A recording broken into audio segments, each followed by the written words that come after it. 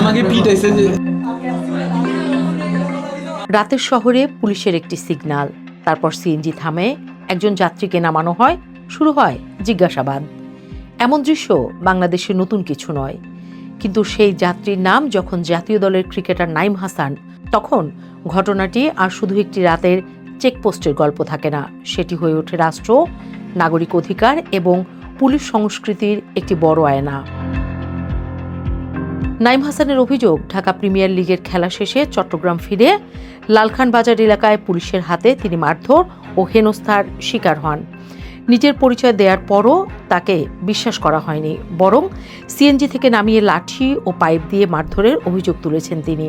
পরে খুলশী থানায় নিয়ে যাওয়া হয়, সেখানেও হয়রানির শিকার হওয়ার কথা জানিয়েছেন এই অফ স্পিনার।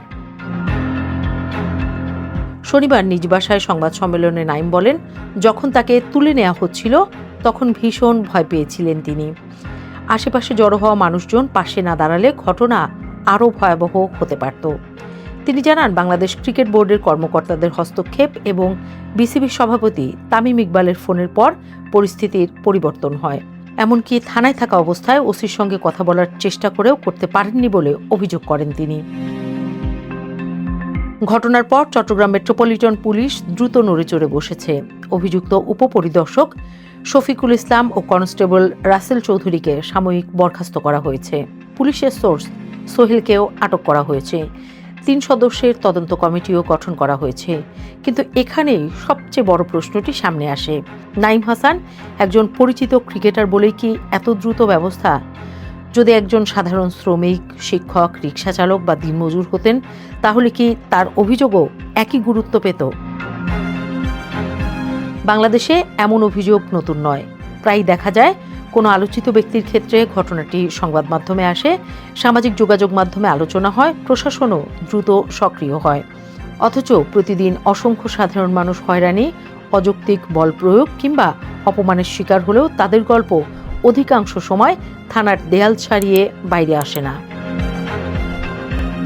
আইনশৃঙ্খলা রক্ষাকারী বাহিনী সন্দেহভাজন কাউকে জিজ্ঞাসাবাদ করতে পারে, তল্লাশি চালাতে পারে, এটি তাদের আইনগত অধিকার। কিন্তু কোনো নাগরিককে অপরাধী প্রমাণের আগেই অপরাধীর মতো আচরণ করা আইনের শাসন চেতনার সঙ্গে সাংঘর্ষিক।